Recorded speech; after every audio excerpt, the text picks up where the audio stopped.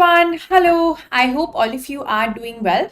My name is Shriya Bansal and I'm currently working as a software engineer at Microsoft, and I'm also an educator at Level.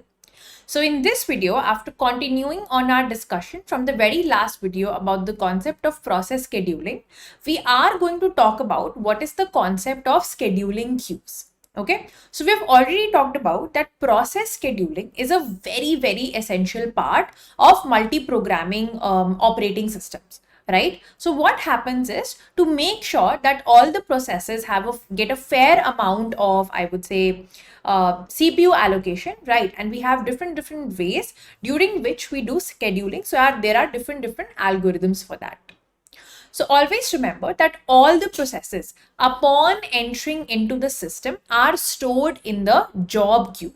So we are going to talk here about 3 different queues which are there, and then we'll take a diagrammatical view of how exactly these queues are working together with each other in cohesion. So all the processes upon entering the system are stored in the job queue.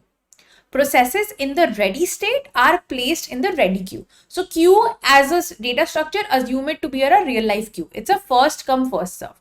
Whoever stands in the queue first is being requested or is being allocated the resources first. So every process which is in the ready state is basically in the ready queue. And the processes which are waiting for a device to become available are placed in the device queues. So let's say there are first process P1, it goes into the running state, but then it is waiting for an input output operation. So it will go to the device queue, or known as the waiting queue. If there is process P2 also that is waiting for some resources, then from the running state, it will go back to the waiting queue. Okay, so in the waiting queue, P1 is standing first and then P2. So if the input output request will be taken care of, first it will be taken care of P1 process and then for P2 process. Okay. Now, whenever we have a new process, right, it is initially put into the ready queue. A new process is the process wherein for a program, the process is being created. Okay, so it is usually in the ready queue. Now, it waits in the ready queue until it is selected for the execution. So you are in the new state. So all the processes in the new state are in the ready queue. All the processes in the ready state are in the ready queue. And all the processes in the halted or the waiting stage are in the waiting queue. Okay. So based on the state also, you can understand this. All right. Now, once a process is assigned this to the CPU, that means if a process is assigned CPU, that means it is going into the running state. That means it is being executed. Okay. When it is being executed, if you remember that diagram that we took off for process state, there are 3 things that can happen. Okay. Let's quickly go back as well to take a look. So whenever a process is in the running state, there are 3 things that can happen. First, it can fully execute its all task and go to the terminated state, or it can come to a stage where it requires input output and go into the waiting state, hence standing in the waiting queue. Or there could be some deallocation of process wherein the CPU went from one process to another process and it goes back into the ready state. And you will see those 3 points are only mentioned over here. The process could issue an input output request and then placed in the input output queue. The process could create a new sub process, okay, and then wait for its termination. So what happens is, from a process, you can make a new sub process or a child process as well. And you want to first make sure that your child process is completed, and then only you are able to move forward. Or what also could happen is that the process could be forcibly removed from the allocation of CPU, and as a result of which it would be put back into the ready queue. So if a process is being executed but forcibly it is taken to the resources and allocated to someone else, it is known as the concept of interrupt. Okay. So this is what all the scheduling queues are. We already discussed that the operating system maintains all the process control blocks, right, in the process scheduling queues. So the operating system maintains a separate queue for each of the process states, right? And we basically try to see that whenever a state of a process is changed, right, we basically move the processes from one state queue to another state queue. Okay. So there are 3 state queues. New for the job queue, the state is ready, then it goes in the ready queue. If it's in a waiting state, it goes into the waiting queue. Okay, so that is where we have all the three queues that come into the picture.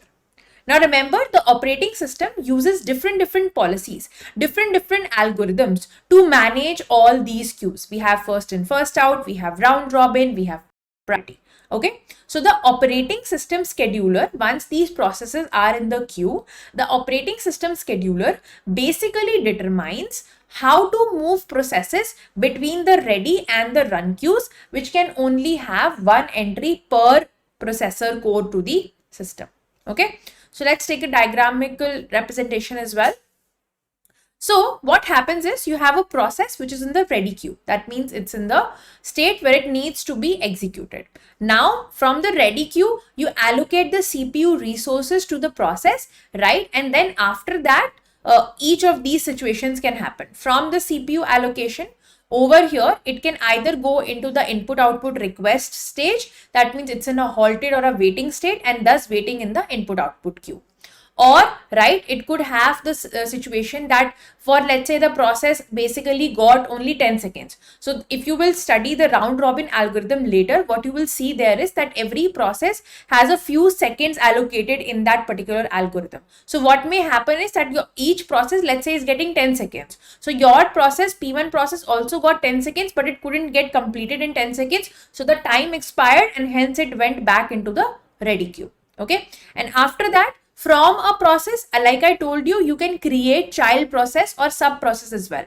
So the process of making a child is known as forking. Okay, so what happens is in that stage, you will first execute the child process and hence it says the child executes, and then you go back into the ready queue again, the parent process. And it may also happen that you will allocate the resources for a process, but then some high priority process came, due to which your resources were forcibly taken and allocated to some other process, and hence because of which also you go into the ready queue. So these are all the situations or the cases that happens.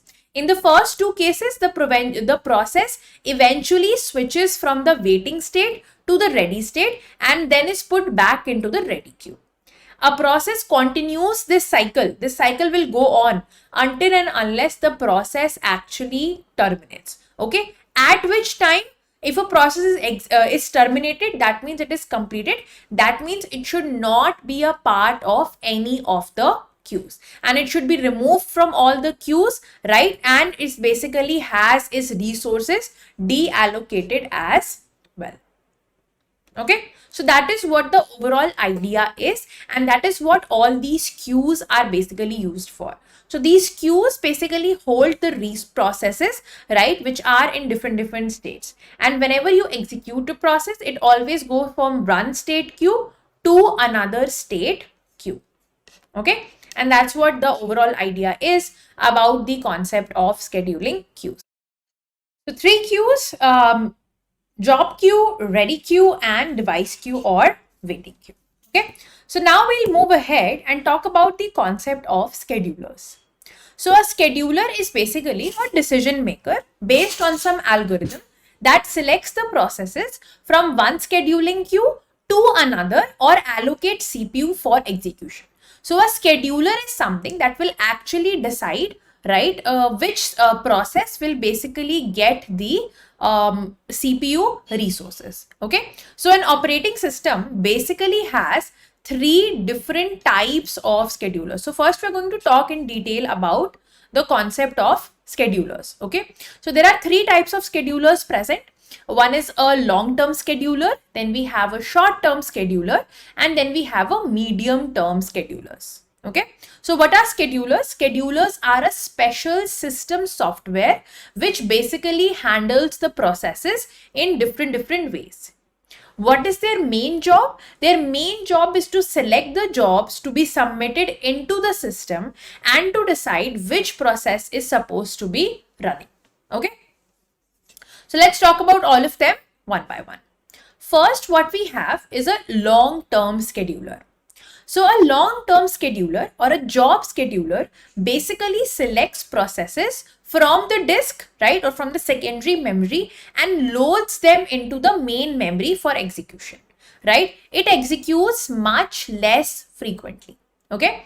Now it also controls the degree of multiprogramming. So the number of processes which are present in the main memory, picked up from the secondary memory and put up in the main memory, is basically decides the degree of multiprogramming. So long-term schedulers, how much schedulers or how much programs they load into the main memory to make it a process, right? That is why long-term scheduler decides the degree of multiprogramming as well.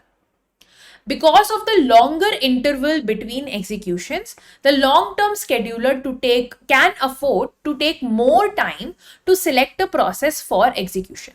So what happens is, between the execution of two programs, right, or from whenever we move from one program to another program for its execution or process for its execution, there is a long degree of interval, right? There is long time in between. So scheduler can actually take some time. It has the bandwidth to actually be, taking some time to actually select which process should actually come into the execution phase. Okay. So long-term scheduler, basically a job scheduler, it basically determines which programs are admitted into the system for processing to actually become a process. So it selects processes from the queues and load them into the memory for their execution, right?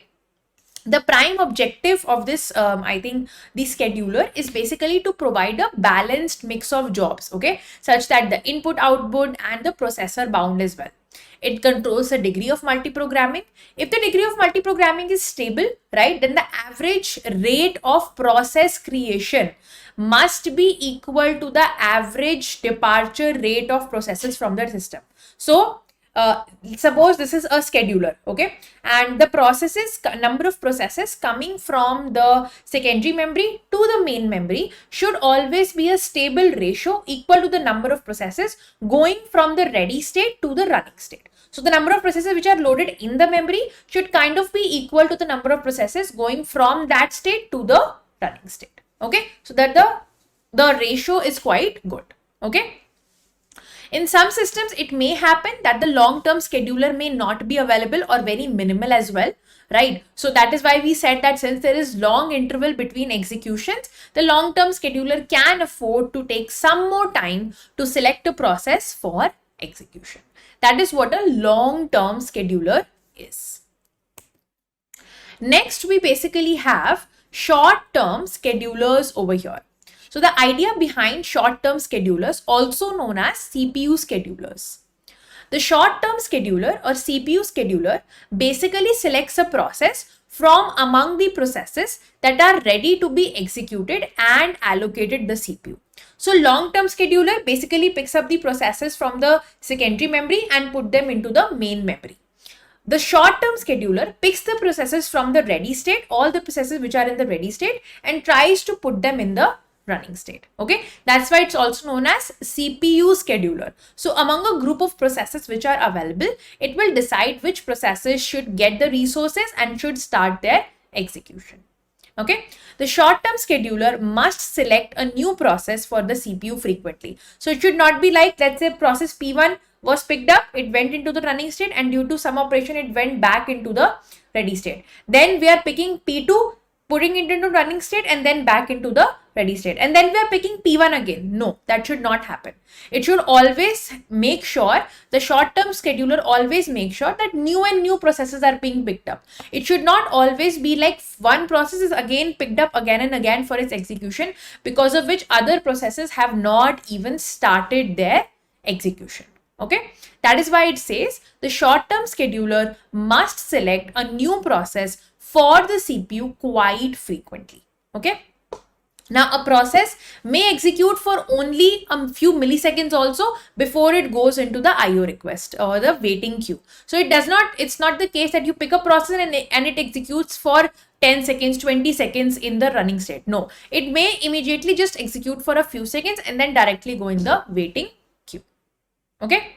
So remember that the idea or the objective for a short-term scheduler always is to increase the system performance. The more frequently you pick up the processes and the more new processes that you pick up basically define the performance of the system.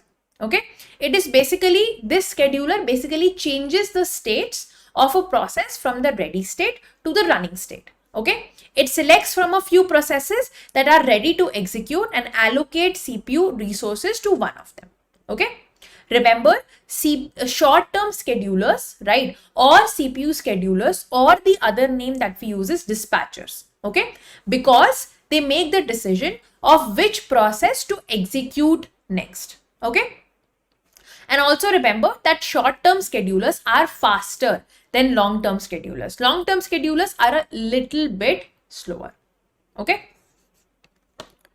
Next, what we have, or the third scheduler, the last one that we have, is a medium-term scheduler. Okay. So what happens in the idea of medium-term scheduler is that it schedules the processes as intermediate level of scheduling processes, can be described as either input-output bound process or a CPU bound process. Okay, so here a process that spends more time doing input output than the computations, right? That means there are many short CPU bursts. So there is a situation which happens that wherein a process, it's not doing a lot of computations. It's not really in a lot of, I would say, the state of running state, and it's usually spending a lot of time in the input output waiting queue. So those kind of processes are known as input output bound processes. Okay. And there are some processes which are known as CPU bound processes. Those processes spend a lot of time in doing computations, spend a lot of time being in the running state, whereas they have very less time that they spend in the input output state. Okay. So medium term scheduler is a part of the swapping, I would say, algorithm. If you've not learned about swapping and you don't know what swapping it, I would recommend checking out the video for that as well. It would be there in the memory management video. Basically, in this concept, what happens is we basically remove the processes from the memory, and basically we reduce the degree of multiprogramming. Okay, so the medium-term scheduler is responsible of handling the swapped out processes. So I told you that there are processes which are swapped in the memory, and then they are swapped out of the memory as well. So medium-term scheduler handles those processes which have been swapped out of the memory. Okay. Now a running process, if it's a process which is running, right, it may be suspended if it is making an input output request, right? So if a process is making an input output request, it will be suspended, right? It's basically halted and it goes into the waiting queue. Okay. A suspended process cannot move towards its completion. Why? Because the process has been suspended for some reason, right? And it cannot, like, it has been I would say stopped for a particular period of time, and it cannot be continued until and unless some external event happens. So in this condition, what do you do is to remove the process from the memory, right, and make space for another processes. The suspended storage is made or moved back to the secondary storage. So think of it like that. You have a process, it came from secondary memory, it came to primary memory, and then it went into the execution state. Okay, but for some reason, right, the process has been suspended, right, and it is being coming back to the ready state. But the thing is, you have something has happened. Okay, the process has been suspended, due to which it cannot be completed. Now, since we already know that the process cannot be completed, it doesn't make sense to still keep it in the ready queue, right? Why not just move it back to the secondary storage and bring another process into the main memory? Okay, so that is why this process is known as swapping, and the process is basically swapped out, or in other words, rolled out. Okay, and swapping is necessary to improve the process mix and to improve the performances of the system. Okay. So this kind of scheduling, where you are putting the processes out of the memory, putting them back to the secondary, I would say, storage, and then picking some storage back into the primary memory, that is what the job of a medium-term scheduler is. Okay, and that basically is the wholesome idea about all the schedulers which are available. Okay, so now what we'll do is we'll take a good diagrammatical view of differences between all these schedulers. Okay, so what do we have? We have a long-term scheduler. Okay, we have a short-term scheduler, and along with that we have a medium-term scheduler. Okay, This is a job scheduler of what processes will come from secondary memory to the main memory. This is a CPU scheduler for what processes will go from ready state to running state. And this is a medium scheduler. Okay, this is a process swapping scheduler, which processes are swapped out of the main memory back to the secondary memory. Okay, the second difference between all of them is the speed is less than the short-term scheduler.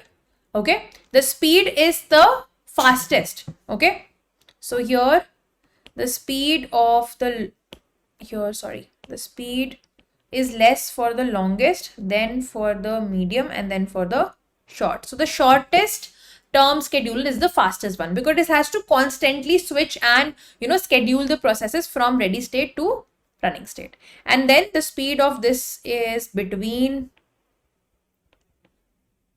long and short. Okay, the third point is it controls the degree of multiprogramming. The more processes in the main memory, the more the degree of multiprogramming. Okay, here it controls, it has no control or less control over multiprogramming. It has no control or less control over the concept of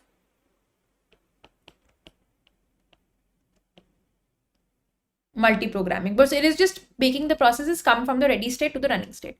This is basically used to reduce the degree of multiprogramming, okay, because we are making a process go back from the main memory to secondary memory. So the more processes go back, the less the degree of multiprogramming.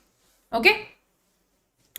In the long term or the long-term scheduler, we are basically picking the processes from the secondary memory from a pool of processes and we load them into the primary memory for their execution. Short-term scheduler are the processes which are already ready to execute. We just have to select a process and then start their execution. Okay, and medium term scheduler, it can reintroduce the process into memory. Okay, so it can swap out the process from the primary memory to the secondary memory, or it could swap in the process from the secondary memory to the primary memory and continue its execution from where it was left off. Okay, so these are all the schedulers which we have available. Okay, so I hope it is clear to everyone the very objective of what a scheduler is, and after that the discussion of all the three schedulers in detail, and we have summarized it very well in the diagrammatical differentiation as well. Okay, so now what we're going to do is in the next video we are going to talk about the concept of context switching. What is the concept of context switching? Why it is really used? Is it advantageous or is it just some task that you have to do? We are just going to discuss all of that in detail. And then we will talk about what are all the operations that you can perform on a process. Okay, so stay tuned for those videos as well. And I hope these videos are clear to everyone and you understood all that we discussed. Thank you. Bye.